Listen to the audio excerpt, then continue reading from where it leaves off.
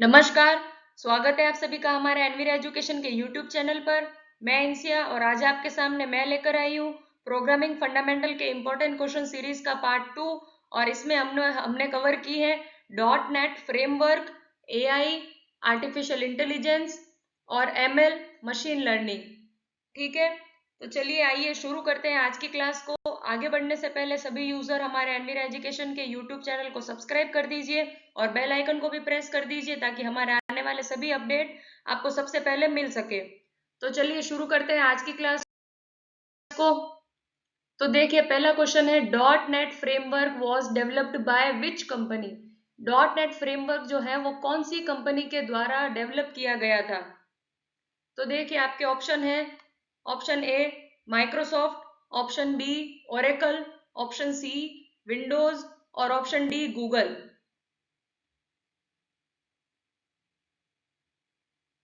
तो चलिए इसका राइट आंसर है आपका option A Microsoft. Microsoft company के द्वारा डॉट नेट फ्रेमवर्क का आविष्कार किया गया था या फिर उसका विकास किया गया था। चलिए बढ़ते हैं नेक्स्ट क्वेश्चन की तरफ। नेक्स्ट क्वेश्चन है dot net is a. Dot net क्या है? Database, programming language, software framework या फिर ऑपरेटिंग सिस्टम। तो देखिए आपका टाइम शुरू हो चुका है, जल्दी से कमेंट सेक्शन में आप अपना आंसर लिख दीजिएगा।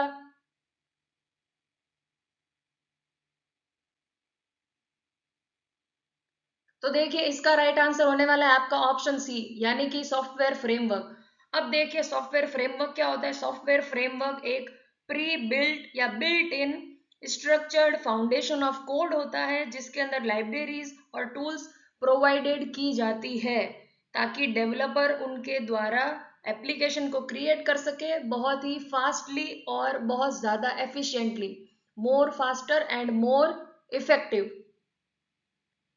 चलिए देखते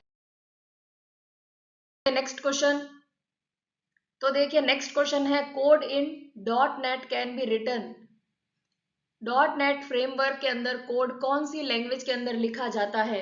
तो चलिए टाइम शुरू हो गया है आपका। देखिए ऑप्शन फर्स्ट है जावा के अंदर लिखा जाता है। दूसरा ऑप्शन मल्टीपल लैंग्वेज का यूज है। तीसरा सी प्रोग्रामिंग में लिखा जाता है या चौथा सिर्फ असेंबली भाषा में लिखा जाएगा। तो चलिए इसका राइट आंसर देखते हैं। राइट आंसर है आपका ऑप्शन बी यानी कि मल्टीपल लैंग्वेजेस। इसके अंदर किसी भी लैंग्वेजेस के अंदर कोई बाधा नहीं होगी कि सिर्फ यही लैंग्वेज यूज की जाएगी या सिर्फ जावा के अंदर ही लिखा जाएगा कोड। इसके अंदर आप मल्टीपल प्रोग्रामिंग लैंग्वेजेस का यूज करते हुए अपना कोड लिख सकते हो और एक बेटर और इफेक्टिव एप्लीकेशन को आप डेवलप कर पाओगे। तो चलिए बढ़ते हैं नेक्स्ट क्वेश्चन की तरफ। नेक्स्ट क्वेश्चन है आपका क्वेश्चन 4 जिसके अंदर दे रखा है execution of dot net application is done by. Dot net application के अंदर जो आपने कोड लिखा है उसका एग्जीक्यूशन किसके द्वारा किया जाएगा। तो चलिए टाइम आपका शुरू हो गया है। ऑप्शन देखते हैं। पहला ऑप्शन है कंपाइलर के द्वारा, दूसरा है सीएलआर के द्वारा, तीसरा है जेवीएम के द्वारा या चौथा है इंटरप्रेटर के द्वारा। तो चलिए इसका राइट आंसर होगा ऑप्शन बी। ऑप्शन बी है सीएलआर। सीएलआर का फुल फॉर्म लिख दीजिए, कॉमन लैंग्वेज रन टाइम। आप अपने नोटबुक में नोट कर सकते हैं, कॉमन लैंग्वेज रन टाइम बहुत ही इंपॉर्टेंट फुल फॉर्म है। अब जान लीजिए कि सीएलआर क्या चीज है। सीएलआर एक वर्चुअल मशीन कंपोनेंट है जो कि माइक्रोसॉफ्ट द्वारा दिया गया है, जो डॉट नेट फ्रेमवर्क मैनेज कर सकता है उसकी वजह से अपने प्रोग्राम को एग्जीक्यूट करने के लिए। ठीक है, आई होप आपको ये समझ आ गया होगा। जो सीएलआर है वो डॉट नेट एप्लीकेशन के अंदर कोड को एग्जीक्यूट करने के अंदर हेल्प करता है और प्रोवाइड करवाएगा कुछ एसेंशियल या कुछ important services dot net application को। क्या क्या होगी वो सर्विसेज? ऑटोमेटिक मेमोरी मैनेजमेंट जिसमें गार्बेज कलेक्शन अपने आप होता रहेगा, एक्सेप्शन हैंडलिंग, एरर वाली जो हैंडलिंग होगी, ट्राई एक्सेप्ट ब्लॉक या जिस हिसाब से भी वो यूज किया जाएगा वो चीज प्रोवाइड करवाई जाएगी और सबसे इंपॉर्टेंट सिक्योरिटी प्रोवाइड करवाई जाएगी सीएलआर के द्वारा डॉट नेट फ्रेमवर्क को। तो चलिए बढ़ते हैं इसी के साथ नेक्स्ट क्वेश्चन पे। नेक्स्ट क्वेश्चन है आपका इन डॉट नेट के अंदर C hash is a type of language. C hash जो है वो किस प्रकार की लैंग्वेज है वो आपको बताना है डॉट नेट में। तो चलिए टाइम आपका शुरू हो चुका है। पहला ऑप्शन देखते हैं, असेंबली लैंग्वेज की भाषा है, दूसरा प्रोसीजरल लैंग्वेज है, तीसरा मार्कअप लैंग्वेज है या चौथा ऑब्जेक्ट ओरिएंटेड लैंग्वेज है। तो देखिए इसका बहुत ही सिंपल सा आंसर होने वाला है option D, object oriented language. अब समझिए ऑब्जेक्ट ओरिएंटेड लैंग्वेज क्या है। ऑब्जेक्ट ओरिएंटेड लैंग्वेज एक ऐसी लैंग्वेज प्रोग्रामिंग पैराडिगम है जो कि जिसका कॉन्सेप्ट बेस्ड होता है ऑब्जेक्ट के ऊपर, यानी कि रियल लाइफ के ऊपर, रियल लाइफ एंटिटीज के ऊपर, जिनके अंदर डेटा यानी एट्रीब्यूट्स और कोड यानी मेथड, इन दोनों चीजों को एक सिंगल यूनिट के अंदर ग्रुप किया जाएगा, डेटा और उसके कोड को। ये हो गया आपका डी फॉर डेटा और ये हो जाएगा आपका सी फॉर कोड। तो इसके अंदर एक सिंगल यूनिट के अंदर डेटा और कोड दोनों ही ग्रुप किए जाएंगे, जिसके कुछ एग्जाम्पल देख लीजिए ऑब्जेक्ट ओरिएंटेड लैंग्वेज के। पहला होगा पाइथन लैंग्वेज, पाइथन भी एक ऑब्जेक्ट ओरिएंटेड लैंग्वेज है। फिर हो जाएगी जावा, उसके बाद हो जाएगी आपके C plus plus, C plus plus के बाद हो जाएगी आपकी रूबी लैंग्वेज। इसी के जैसे काफी प्रोग्रामिंग लैंग्वेजेस हैं जो ऑब्जेक्ट ओरिएंटेड लैंग्वेज कहलाई जाती है। चलिए बढ़ते हैं नेक्स्ट क्वेश्चन की तरफ। नेक्स्ट क्वेश्चन है क्वेश्चन 6। क्वेश्चन 6 के अंदर देखो दिया गया है इन डॉट नेट के अंदर what is the purpose of CTS. CTS का पर्पस क्या होगा, इसका उद्देश्य क्या होगा। तो चलिए ऑप्शन देखते हैं, टाइम आपका शुरू हो चुका है। साथ ही साथ पहला ऑप्शन है define data type, data type को डिफाइन करने के लिए, कंपाइल कोड, कोड को कंपाइल करने के लिए, तीसरा एग्जीक्यूट प्रोग्राम, प्रोग्राम को एग्जीक्यूट करने के लिए, या चौथा फाइल को स्टोर करने के लिए। तो चलिए राइट आंसर देखते हैं। इसका राइट आंसर होने वाला है आपका ऑप्शन ए, define data type. Data type को डिफाइन करने के लिए सीटीएस का यूज किया जाता है डॉट नेट के अंदर। अब देखिए सीटीएस भी बहुत इंपॉर्टेंट है, इसका फुल फॉर्म लिख दीजिए आप अपनी नोटबुक में, कॉमन टाइप सिस्टम। सीटीएस का फुल फॉर्म आप जल्दी नोट कर दीजिए, कॉमन टाइप सिस्टम,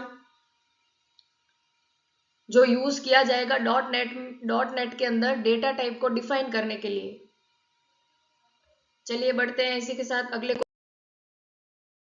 क्वेश्चन पे। अभी तक आपने हमारे वीडियो को लाइक नहीं किया है तो लाइक कर दीजिए, चैनल को सब्सक्राइब कर दीजिए। तो देखते हैं नेक्स्ट क्वेश्चन।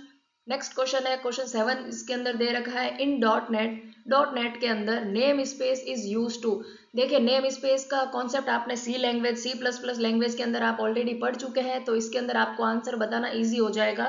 तो चलिए टाइम शुरू हो चुका है आपका। पहला ऑप्शन है इंक्रीज स्पीड, दूसरा है स्टोर डेटा, तीसरा है अवॉइड नेम कॉन्फ्लिक्ट, या चौथा है एग्जीक्यूट कोड।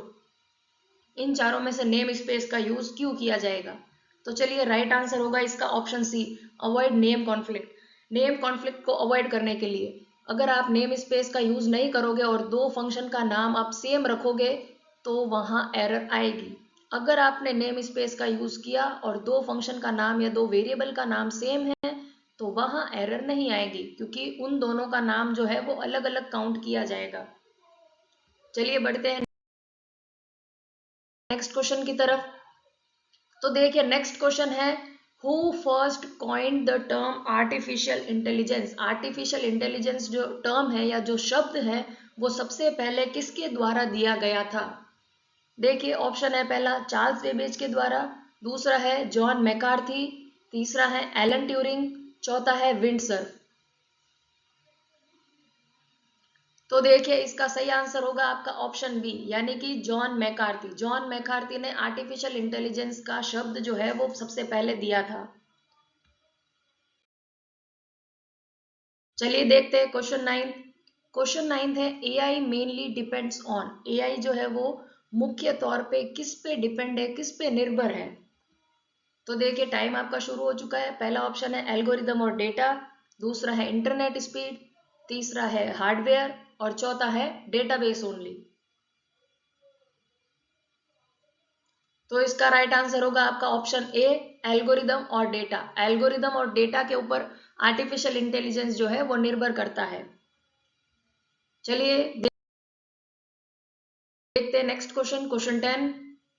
क्वेश्चन 10 है आपका main goal of artificial intelligence is. Artificial intelligence AI का मुख्य गोल क्या है या मुख्य एम क्या है, उद्देश्य क्या है। तो चलिए ऑप्शन देखते हैं। पहला ऑप्शन है इंक्रीज हार्डवेयर स्पीड, हार्डवेयर की स्पीड को बढ़ाना, दूसरा प्रिंट डॉक्यूमेंट, डॉक्यूमेंट प्रिंट करना, तीसरा स्टोर डेटा, डेटा को स्टोर करना, या चौथा मेक मशीन इंटेलिजेंट, मशीन को इंटेलिजेंट बनाना। तो चलिए राइट आंसर इसका होगा आपका ऑप्शन डी।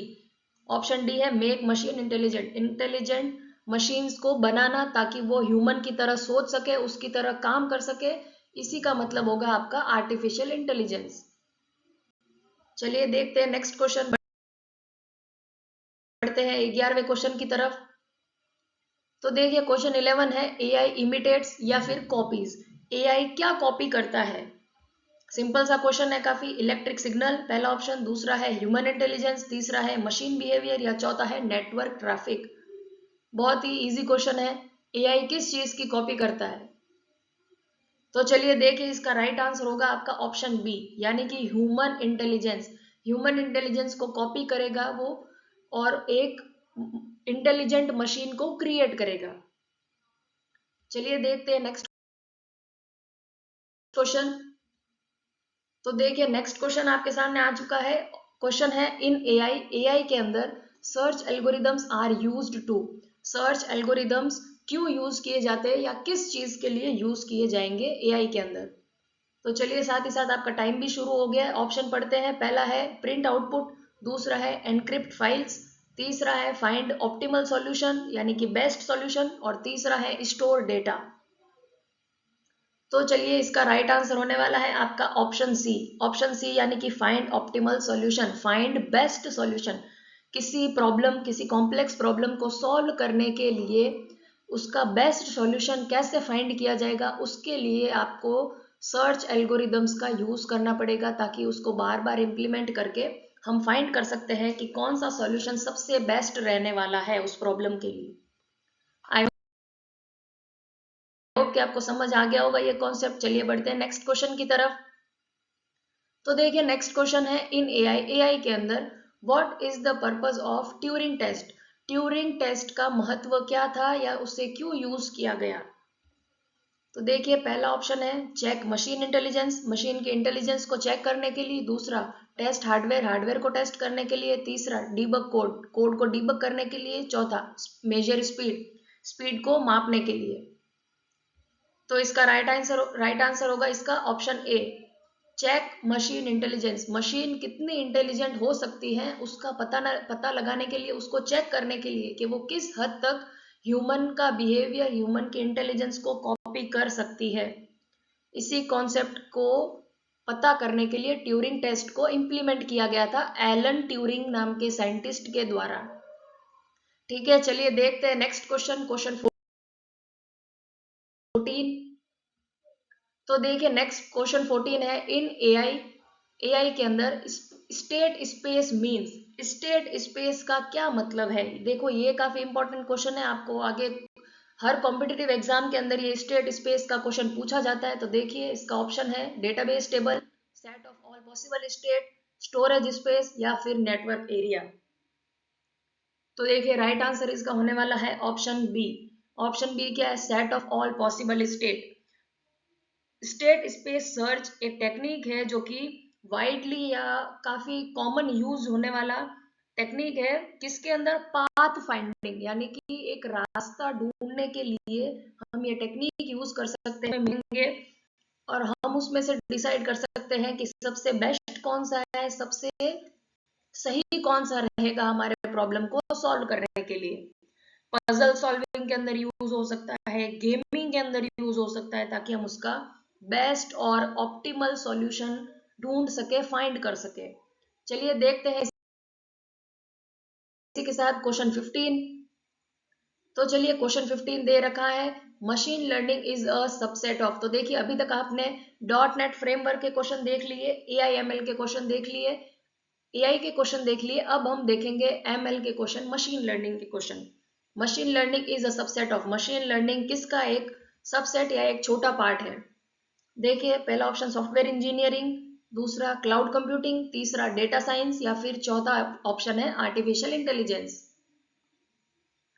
तो चलिए इसका राइट आंसर होने वाला है आपका ऑप्शन डी, यानी कि आर्टिफिशियल इंटेलिजेंस एआई का ही एक छोटा पार्ट है, एक सबसेट है ML, machine learning.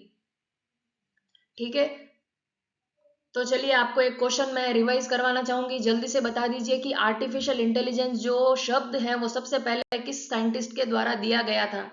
Comment section में आप अपना आंसर लिख दीजिए। तब तक हम बढ़ते हैं नेक्स्ट क्वेश्चन की तरफ। नेक्स्ट क्वेश्चन है आपका, machine learning is used to. Machine learning क्यों यूज की जाती है या क्या परफॉर्म करने के लिए यूज की जाती है। चलिए पहला ऑप्शन है डिजाइन हार्डवेयर, हार्डवेयर को डिजाइन करने के लिए। दूसरा है लर्न फ्रॉम डेटा, डेटा से सीखने के लिए। तीसरा write program manually, manually program लिखने के लिए। या चौथा फॉर्मेट डिस्क, डिस्क को फॉर्मेट करने के लिए। तो इसका राइट आंसर होने वाला है आपका ऑप्शन बी। ऑप्शन बी है लर्न फ्रॉम डेटा। आप मशीन को कुछ डेटा देंगे और उसी से वो सीखेगा, लर्न करेगा, इसीलिए इसका कॉन्सेप्ट है लर्न फ्रॉम डेटा। तो चलिए अगला क्वेश्चन है क्वेश्चन 17। क्वेश्चन 17 है a model in ML is. ML के अंदर एक मॉडल क्या होता है वो बताना है आपको। तो चलिए टाइम आपका शुरू हो गया है, देखते हैं हम क्वेश्चन। ऑप्शन पहला set of rules learn from data. दूसरा है हार्डवेयर डिवाइस। तीसरा है प्रोग्राम एडिटर। और चौथा है डेटाबेस। तो देखिए इसका राइट आंसर होगा आपका ऑप्शन ए, यानी कि सेट ऑफ रूल्स होते हैं लर्न फ्रॉम डेटा। एमएल के अंदर आप मशीन को डेटा देंगे जिसकी मदद से वो कॉन्सेप्ट को सीखेगा और उन्हीं से रूल्स बनाएगा कि अगर हमें ये डेटा दिया जाए तो हमें क्या परफॉर्म करना होगा। तो यह एक सेट ऑफ रूल्स होता है जो कि उसने सीखा होता है डेटा से, जो हमने उसको पहले ही प्रोवाइड कर दिया गया था। चलिए देखते हैं नेक्स्ट क्वेश्चन की तरफ। नेक्स्ट क्वेश्चन दे रखा है आपका क्वेश्चन 18। क्वेश्चन 18 के अंदर देखते हैं इन एमएल, एमएल के अंदर मशीन लर्निंग के अंदर सुपरवाइज्ड लर्निंग रिक्वायर्स। सुपरवाइज्ड जो लर्निंग होती है वो क्या रिक्वायर करती है। देखिए इसका कॉन्सेप्ट मैं आगे आपको डिस्कस करने वाली हूँ। 3 अलग अलग टाइप्स की लर्निंग है मशीन लर्निंग के अंदर, वो बाद में डिस्कस करेंगे। पहले आप इसका देखिए ऑप्शन, नो आउटपुट। दूसरा है रैंडम डेटा। तीसरा है लेबल्ड डेटा। और चौथा है नो डेटा। सुपरवाइज लर्निंग के अंदर क्या रिक्वायरमेंट होगी एक मशीन को। तो देखिए इसका राइट आंसर होने वाला है आपका ऑप्शन सी, लेबल्ड डेटा। हमें डेटा और उसका आउटपुट दोनों ही लेबल की फॉर्मेट में मशीन को बताना पड़ेगा कि क्या होगा, तब उसे क्या करना है। अगर कोई एक सिचुएशन आ जाए तो उस पर हमें क्या एक्शन लेना है वो हम उसे पहले ही बता देंगे। मतलब उसके पास पूरा ही डेटा होगा एज इट इज कि क्या प्रॉब्लम आए तो क्या सॉल्यूशन देना है। ठीक है, इसीलिए उसको कहेंगे सुपरवाइज। मतलब कि एक टीचर और स्टूडेंट का लर्निंग देख लीजिए। स्टूडेंट के पास टीचर जो है वो उसका क्वेश्चन और आंसर दोनों ही प्रोवाइड करवा दिया जाएगा ताकि स्टूडेंट्स उसे इजीली याद कर सके, लर्न कर सके। तो वहां पर भी सुपरवाइज्ड लर्निंग ही यूज की जा रही है। चलिए देखते हैं क्वेश्चन 19, आज का सेकेंड लास्ट क्वेश्चन रहने वाला है। तो देखिए सेकेंड लास्ट क्वेश्चन देखते हैं question 19। Main goal of unsupervised learning is. ML के अंदर अनसुपरवाइज्ड लर्निंग का क्या गोल रहने वाला है वो आपको बताना है। तो चलिए पहला ऑप्शन है क्लासिफिकेशन विथ लेबल्स। दूसरा है डिस्कवर पैटर्न्स। तीसरा है रिड्यूस स्पीड। और चौथा ऑप्शन है मैनुअल कंट्रोल। तो देखिए इसका राइट आंसर होने वाला है आपका ऑप्शन बी। ऑप्शन बी यानी डिस्कवर पैटर्न्स। आप इसमें सिर्फ मशीन को डेटा ही प्रोवाइड करवाओगे, उसका प्री डिफाइंड सॉल्यूशन जो है वो अनसुपरवाइज लर्निंग के अंदर प्रोवाइड नहीं किया जाएगा, जो कि सुपरवाइज लर्निंग के अंदर ही देंगे हम सिर्फ। इसके अंदर डेटा आएगा मशीन के पास, मशीन उसको रीड करेगा, एनालाइज करेगा और उसके ऊपर उसका सॉल्यूशन निकालने के लिए डिफरेंट डिफरेंट पैटर्न को डिस्कवर करेगा ताकि उसका बेस्ट सॉल्यूशन, ऑप्टिमल सॉल्यूशन हम फाइंड कर सके। तो चलिए बढ़ते हैं लास्ट क्वेश्चन की तरफ आज का। तो देखिए आज का लास्ट क्वेश्चन है इन एमएल मशीन लर्निंग के अंदर ओवरफिटिंग मींस, ओवरफिटिंग का मतलब क्या होगा। तो चलिए आपका टाइम शुरू हो चुका है। पहला ऑप्शन देखते हैं, मॉडल स्टॉप्स लर्निंग। दूसरा है मॉडल इग्नोर्स डेटा। तीसरा है model performs well on new data. और चौथा है मॉडल मेमोराइजेस ट्रेनिंग डेटा। तो देखिए इसका राइट आंसर होगा आपका ऑप्शन डी। ऑप्शन डी के अंदर हम देखेंगे कि मॉडल जो है वो मेमोराइज इतना डेटा याद कर लेगा कि अगर कोई फ्लक्चुएटिंग या फ्लेक्सिबिलिटी सॉल्यूशन उसको फाइंड करना हो तो वहां पे वो फेल हो जाएगा। वहां पे वो जो उसने डेटा याद किया है वही बता देगा हमें, इसके अंदर कोई भी फ्लक्चुएटिंग नहीं रहने वाला है। तो देखिए, हमने आपसे कहा था कि आगे हम 3 अलग अलग प्रकार की लर्निंग को डिस्कशन करेंगे एमएल के अंदर। तो पहला था सुपरवाइज लर्निंग, जो आपने बता चुके हैं। दूसरा था अनसुपरवाइज लर्निंग, ठीक है। तीसरा था रेनफोर्समेंट लर्निंग, जिसके अंदर रिवॉर्ड और पनिशमेंट पे काम किया जाएगा। मतलब अगर उसने सही आंसर दिया तब उसको रिवॉर्ड मिलेगा, और अगर उसने गलत काम किया तो उसे पनिशमेंट दी जाएगी, ठीक है। तो चलिए, आई होप कि आपको आज की क्लास पसंद आई होगी, आपका सारे कॉन्सेप्ट क्लियर हो गए होंगे। अगर कोई भी किसी प्रकार का डाउट है तो आप हमें कमेंट सेक्शन में बता सकते हैं। तो चलिए, इसी के साथ आज की क्लास को यहीं समाप्त करते हैं, और हमारे आने वाले सभी लेटेस्ट वीडियोस को सबसे पहले देखने के लिए हमारे चैनल को ज़रूर सब्सक्राइब कर लीजिए। और हम मिलते हैं नई क्लास में एक नए टॉपिक के साथ। तब तक के लिए धन्यवाद।